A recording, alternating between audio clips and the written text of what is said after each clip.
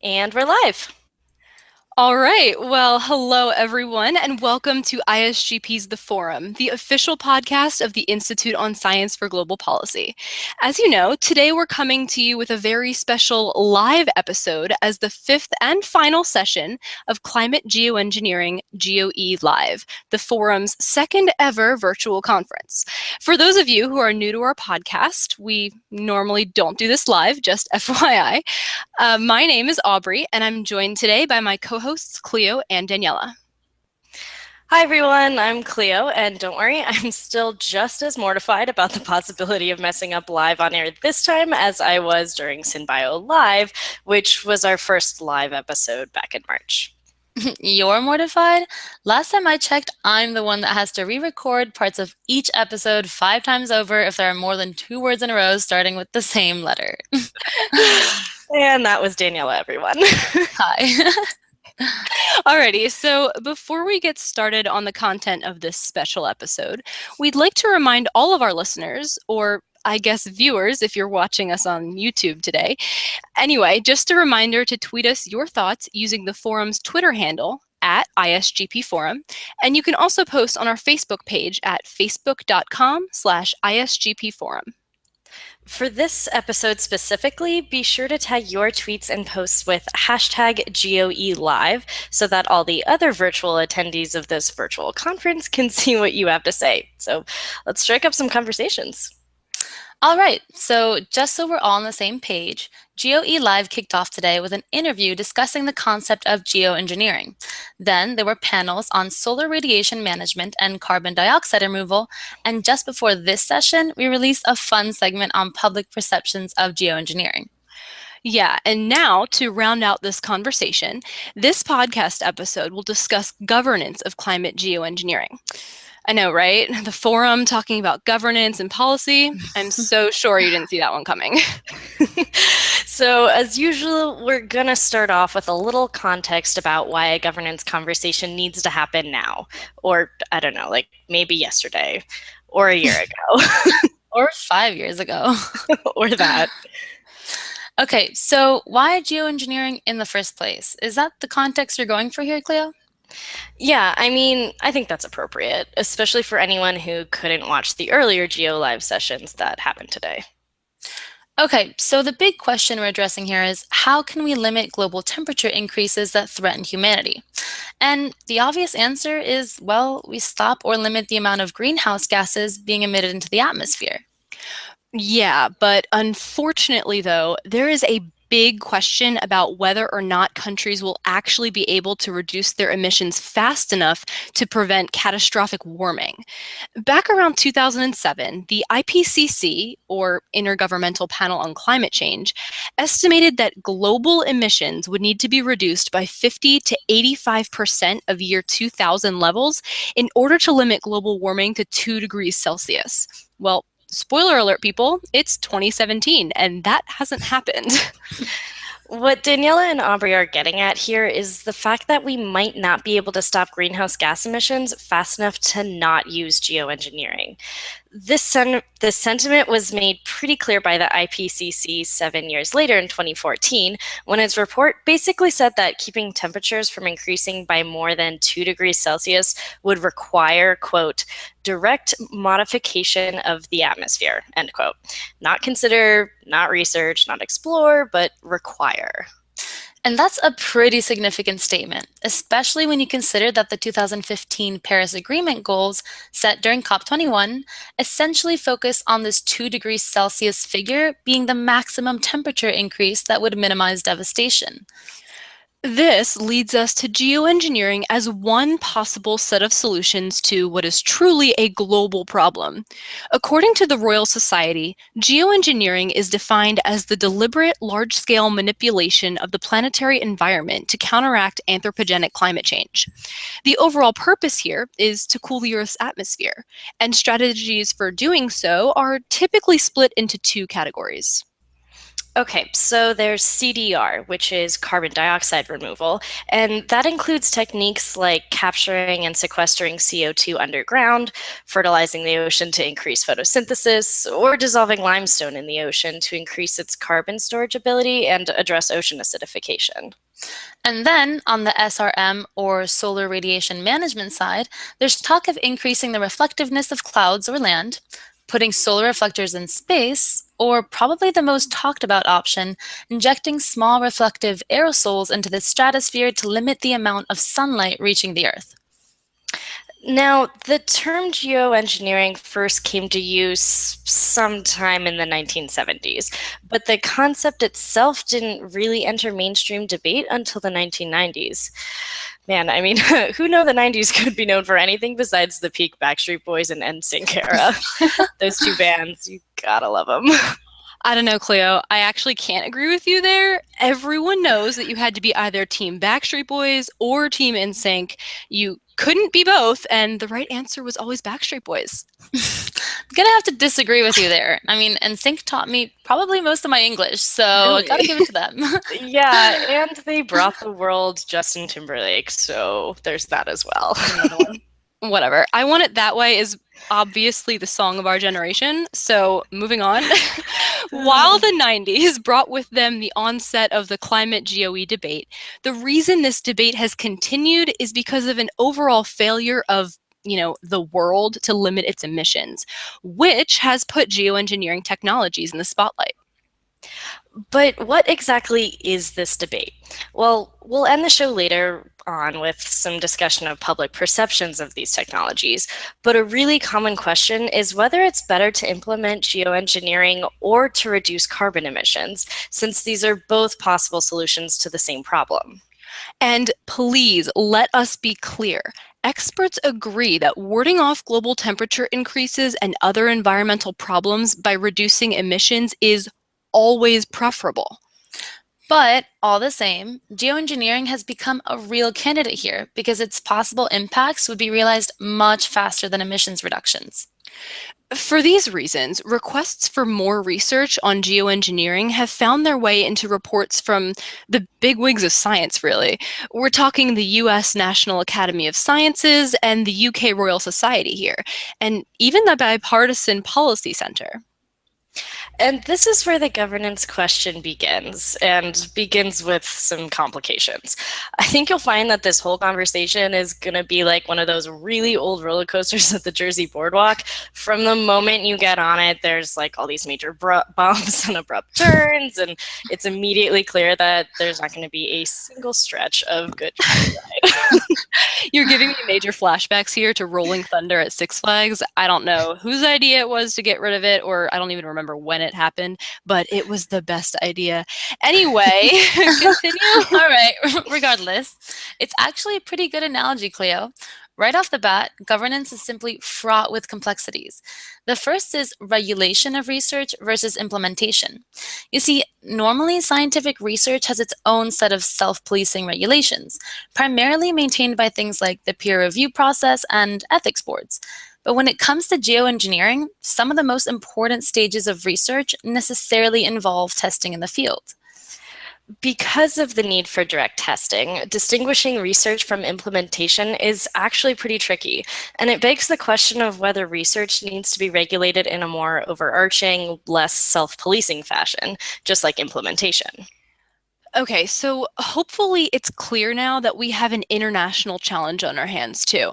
I mean, think about it. If you inject particles into the stratosphere, they're not just going to stay right where you put them. It's a little bit like antibiotic resistance, actually, right? So the whole world doesn't have to partake for the whole world to be affected. Exactly. And in the case of geoengineering, unlike antibiotic resistance, that phenomena could manifest as either a good thing or a bad thing. If agreed on by everyone, a handful of countries could implement these technologies and the whole world could benefit. On the other extreme, though, of course, is that one or a handful of countries goes rogue and starts geoengineering on its own, impacting everyone, despite whether or not the impact is good or bad. Right. And that is why international governance is so darn important. But before we get to talking about what's actually going on in the international sphere, let's briefly ask this governance question of the United States.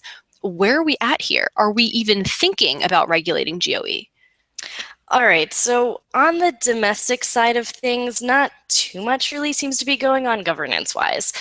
It kind of seems like we're at a weird standstill. We're not exactly sure how to regulate these new technologies because of how new they are, and the uncertainties associated with them are just crazy. So, but I thought we could discuss some current US geoengineering projects, which might help us start envisioning regulatory suggestions.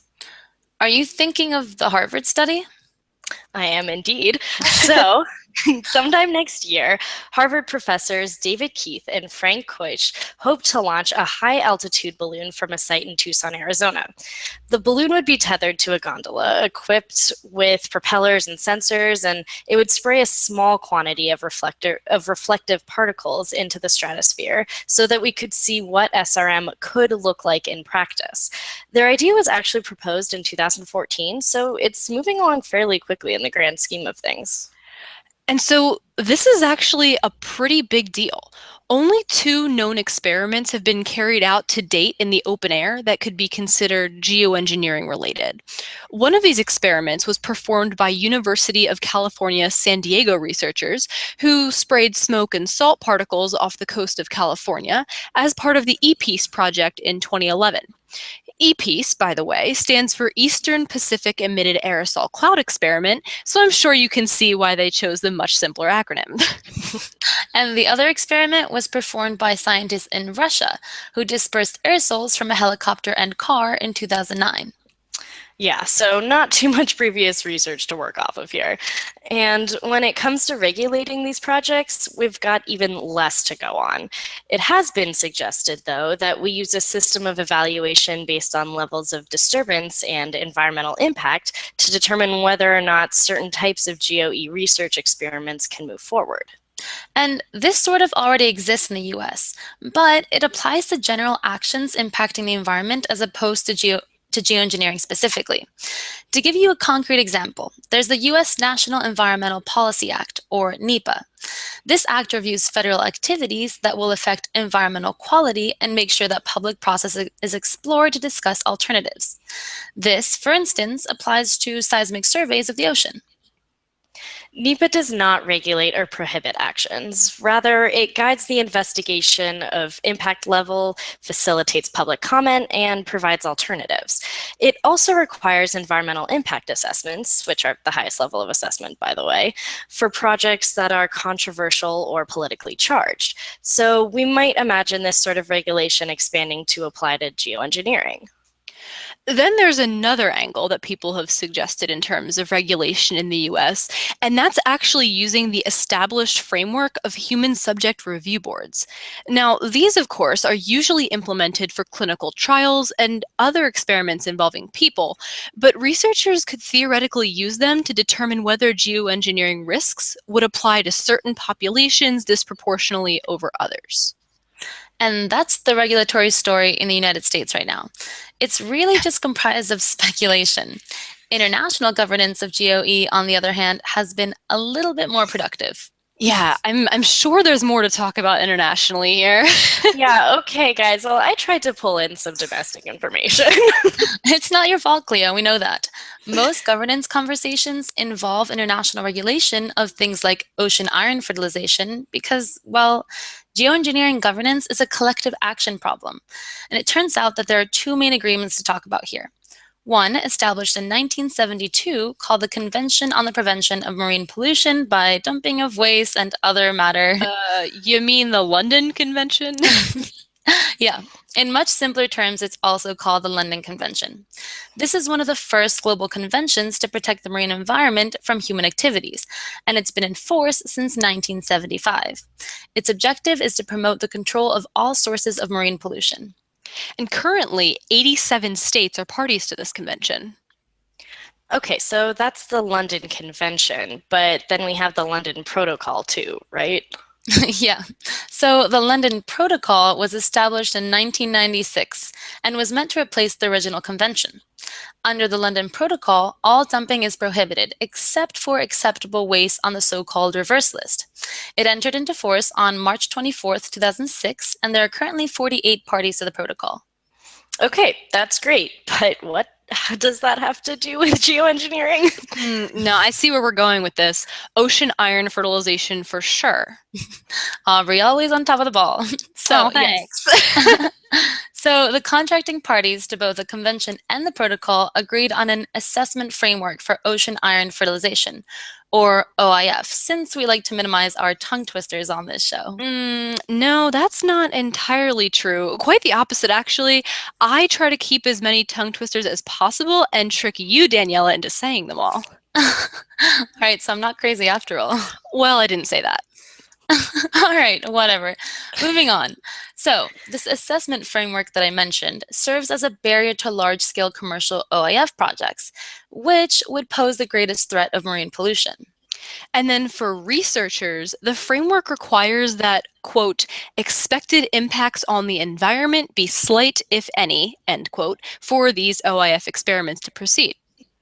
But we do have to recognize that the London Convention and protocol's reaches are limited to the states that have voluntarily agreed to them. That is true, but when you look at the history of international law, this is actually how binding international agreements typically begin, on a voluntary basis. After a while, voluntary customs become international norms, which, in this case, might set standards for the regulation of OIF.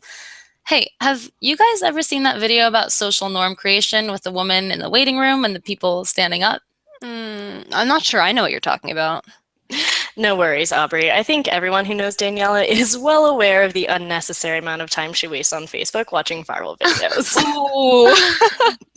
Okay, fine, that's very true. But I swear this one is actually relevant. So, it's basically a social experiment. A woman walks into a waiting room and everyone in the room stands up. Then she sits down and the rest sit down. But everyone else keeps standing up when a new person walks in. Feeling pressured to follow along with the rest of the group, the original woman begins standing up when someone new comes in. Slowly but surely, everyone in the original group is called in to see their doctor, and new people keep coming in. The first woman, who has no idea why she's been standing up in the first place, just keeps the trend going, and each new person that walks in follows her lead until the original group is replaced with a new group. Do you get what I'm saying? It kind of sounds like peer pressure to me. Well, in a way it is, but this is how international norms are made, and it plays a really big role in international regulation. Some behavior becomes so socially customary that breaking away from the group brings some sort of shame. So the point you're getting at is that even though the convention and protocol are voluntary, they're likely to establish international norms and standards for the regulation of OIF. Exactly. But while I don't mean to diminish the importance of this, it's also important to remember that this framework is for OIF only, not geoengineering as a whole. Right. While OIF governance should look towards the London Convention and maybe even the Convention on Biological Diversity, stratospheric aerosol injection should look towards the Montreal Protocol and the Long Range Transboundary Air Pollution Convention. So the Long Range Transboundary Air Pollution Convention, being pretty straightforward in its name, is often abbreviated as just air pollution, or CLR TAP, and it's intended to gradually reduce and prevent air pollution.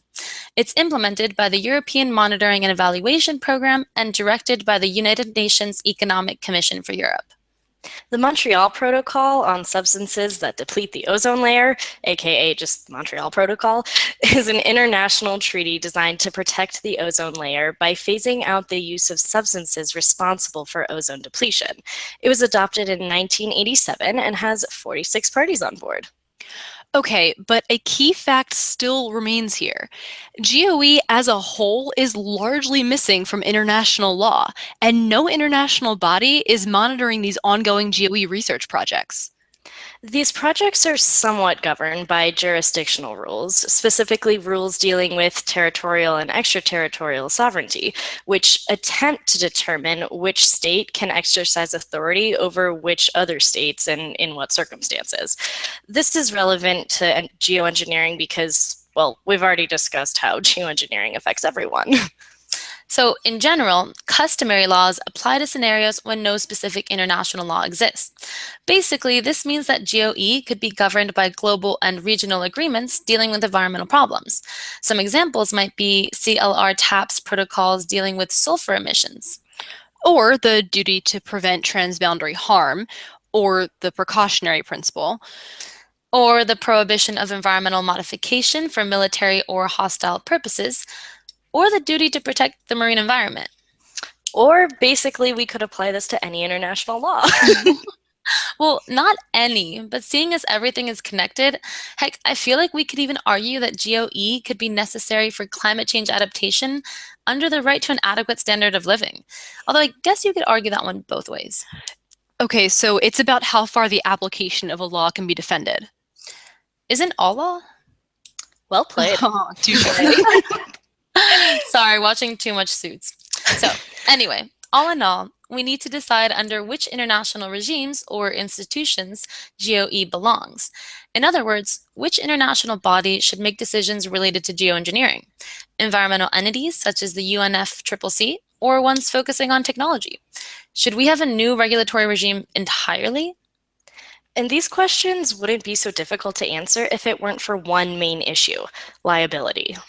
Right. Considering that no one owns the open oceans, who's actually responsible for unintended consequences that could occur over them or even in them? Or, I guess for that matter, who's responsible for consequences of atmospheric actions that affect neighboring jurisdictions? If unintended consequences do occur, how does compensation get determined? And I mean, who would be doing the compensating? Not to mention the fact that we always have to keep power dynamics in mind. Wealthier nations are better poised to be vocal and influential in global debates about technical issues like GOE because they have more people educated in researching the technology. But don't get us wrong, furthering research in itself is not necessarily a bad thing. Innovation in this kind of technology is absolutely crucial, it's key, but it does need to be balanced with appropriate regulation. So, with the past 5 minutes as context, a few international governance solutions have been suggested in the literature. Ready? Good. Okay, so first, we could have an overarching treaty to deal with GOE strategies in a comprehensive manner. The benefit is that such a treaty would be broad and all-encompassing. The drawback is that it would be broad and all-encompassing. So the broader the treaty, the less in-depth it's likely to be on individual points, or in this case, individual geoengineering strategies.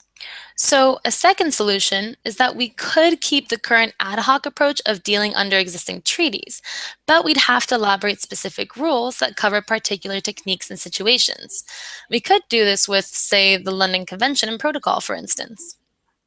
Third, it's been suggested we could once again continue with the current approach, but this time enhance regime cooperation and interaction. This means having existing regulatory bodies that seem relevant to the subject and actually cooperate, such as the UNFCCC and the International Maritime Organization. So in this case, many proponents argue that there's no real reason here to create new regulatory bodies when existing treaties or organizations appear to be sufficient. So, a fourth proposition entails implementing a multilateral authorization process for case-by-case geoengineering projects, which would operate by, say, issuing permits for individual projects. Yeah, but it's unlikely that countries would be willing to turn over their geoengineering decisions to an international body. Having a body available for consultation and to generally be informed when decisions are made by a state might be better. True, and many groups do already self-govern. Though not a national group, one such example is the development of the Oxford Principles on Regulation of Geoengineering by a team at, you guessed it, Oxford. And these self-designed codes of conduct could be expanded. That actually reminds me, we're forgetting one final proposed solution, and it'd probably be appealing to some scientists out there. So it could be pretty powerful if scientists who are already working on GOE research actually collected themselves and established a governance framework, much like the assessment framework, but not just limited to OIF. I think that in any case, if there's just some international body designated as the geoengineering oversight team or some document delineating the GeoE rules, it might alleviate a lot of public concern about using these technologies.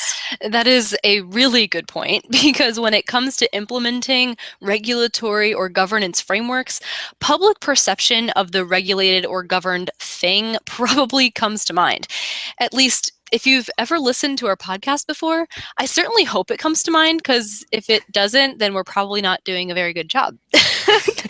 Well, it should definitely come to mind in the geoengineering equation, especially if you watched Forum on the Street, the session right before this one on GeoE Live. But if you haven't yet, be sure to go check out Forum on the Street over at facebook.com/ISGP Forum. Long story short, Aubrey, Cleo, and I, plus a few friends of the forum, Diana and Sam, actually went out on the streets in 8 cities and 4 countries to talk to random people about their thoughts on climate geoengineering. Yes, we talked to many poor, unsuspecting souls who probably never dreamed that they'd be approached by a camera and interviewer that day when they left the house. But they were all very kind and great sports. That's for sure. But I think a poignant takeaway message from the resulting video is that there's an enormous range in terms of how much people actually know about geoengineering. Some people knew exactly what we were talking about, and others had literally never heard the term before in their lives. And I don't know, I don't really think there was a trend in knowledge based on country or region. People in the US seemed equally likely to be confused as people in the UK or Mexico or Denmark. Well, I think Forum on the Street was effective for 2 reasons. First, it's pretty funny. I mean, we got some pretty great answers from the people we talked to. My personal favorite was probably the comment about the giant disco ball. Anyway, second, the amount of data out there on public perceptions of geoengineering is actually relatively small. True, but of the data that do exist, scientifically derived trends do seem to match what we found out on the streets. Go us. But what I mean is, according to a 2010 study, only 8% of people could correctly define the term geoengineering.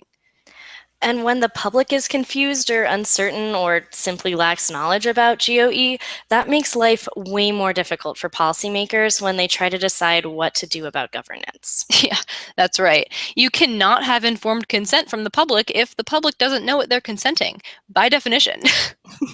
Mixed signals or fear from the public hinders effective governance of any technology. I mean, we've seen examples time and time again on this show. GMOs or vaccines, anyone?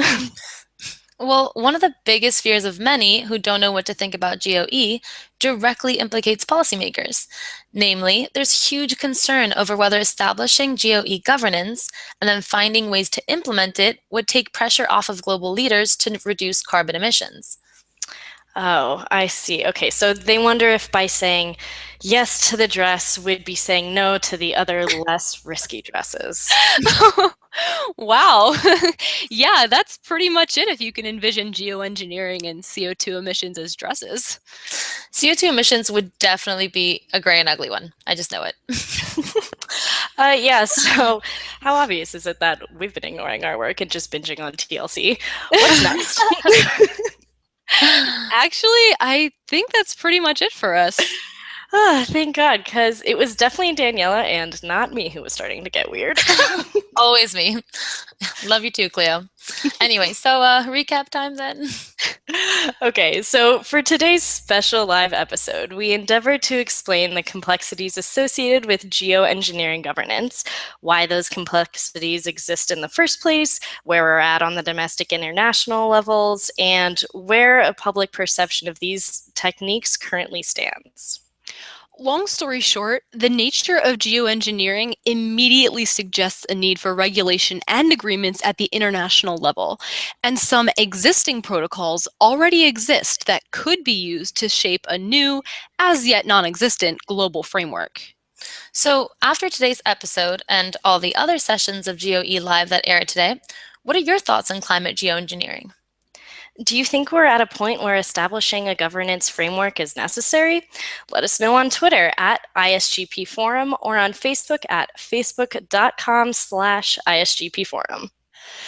Okay, so before I close this out, I think we should leave you all with a really great comparison that I wish I could take credit for, but I can't. In a book chapter, Columbia University professor Scott Barrett compares climate geoengineering to the book Brave New World by Aldous Huxley. Barrett noted that in Brave New World, humans were engineered to maintain social stability, and technology was implemented or exploited following a self-inflicted disaster. When it comes to our scenario today, of course, the Earth could be engineered to maintain climate stability, and geoengineering technology could be implemented or exploited to prevent disaster. Loving the literature shout out. So to me, that's a perfect comparison. Well, not quite though. Barrett points out that there is one big difference here. In Brave New World, human engineering was performed by a quote unquote world state. When it comes to climate GOE, who knows? It could be performed by a single state, a coalition of states, or somewhere in between. Proactivity, or lack thereof, on the international governance front will probably determine where on that scale we end up. What an end to a show. All right. And with that, thank you so much for tuning in to Climate Geoengineering, GOE Live, and of course, for socializing with science today. We are Aubrey, Cleo, and Daniela from the Institute on Science for Global Policy, and we'll catch you next time right here on the forum. All on the same page, GOE Live kicked off today with an interview discussing the concept of geoengineering. Then there were panels on solar radiation management and carbon dioxide removal, and just before this session, we released a fun segment on public perceptions of geoengineering. Yeah, and now to round out this conversation, this podcast episode will discuss governance of climate geoengineering. I know, right? The forum talking about governance and policy. I'm so sure you didn't see that one coming. So, as usual, we're going to start off with a little context about why a governance conversation needs to happen now. Or, I don't know, like maybe yesterday, or a year ago, Or 5 years ago. or that. Okay, so why geoengineering in the first place? Is that the context you're going for here, Cleo? Yeah, I mean, I think that's appropriate, especially for anyone who couldn't watch the earlier Geo Live sessions that happened today. Okay, so the big question we're addressing here is how can we limit global temperature increases that threaten humanity? And the obvious answer is, well, we stop or limit the amount of greenhouse gases being emitted into the atmosphere. Yeah, but unfortunately, though, there is a big question about whether or not countries will actually be able to reduce their emissions fast enough to prevent catastrophic warming. Back around 2007, the IPCC, or Intergovernmental Panel on Climate Change, estimated that global emissions would need to be reduced by 50 to 85% of year 2000 levels in order to limit global warming to 2 degrees Celsius. Well, spoiler alert, people, it's 20. And we're live. All right. Well, hello, everyone, and welcome to ISGP's The Forum, the official podcast of the Institute on Science for Global Policy. As you know, today we're coming to you with a very special live episode as the fifth and final session of Climate Geoengineering GOE Live, the forum's second ever virtual conference. For those of you who are new to our podcast, we normally don't do this live, just FYI. My name is Aubrey, and I'm joined today by my co-hosts Cleo and Daniela. Hi, everyone. I'm Cleo, and don't worry, I'm still just as mortified about the possibility of messing up live on air this time as I was during SynBio Live, which was our first live episode back in March. You're mortified? Last time I checked, I'm the one that has to re-record parts of each episode 5 times over if there are more than 2 words in a row starting with the same letter. And that was Daniela, everyone. Hi. Alrighty, so before we get started on the content of this special episode, we'd like to remind all of our listeners, or I guess viewers if you're watching us on YouTube today. Anyway, just a reminder to tweet us your thoughts using the forum's Twitter handle at ISGP Forum, and you can also post on our Facebook page at facebook.com/ISGP Forum. For this episode specifically, be sure to tag your tweets and posts with hashtag GeoELive so that all the other virtual attendees of this virtual conference can see what you have to say. So let's strike up some conversations. All right, so just so we're 2017, and that hasn't happened. What Daniela and Aubrey are getting at here is the fact that we might not be able to stop greenhouse gas emissions fast enough to not use geoengineering. This sentiment was made pretty clear by the IPCC 7 years later in 2014, when its report basically said that keeping temperatures from increasing by more than 2 degrees Celsius would require, quote, direct modification of the atmosphere, end quote. Not consider, not research, not explore, but require. And that's a pretty significant statement, especially when you consider that the 2015 Paris Agreement goals set during COP21 essentially focus on this 2 degrees Celsius figure being the maximum temperature increase that would minimize devastation. This leads us to geoengineering.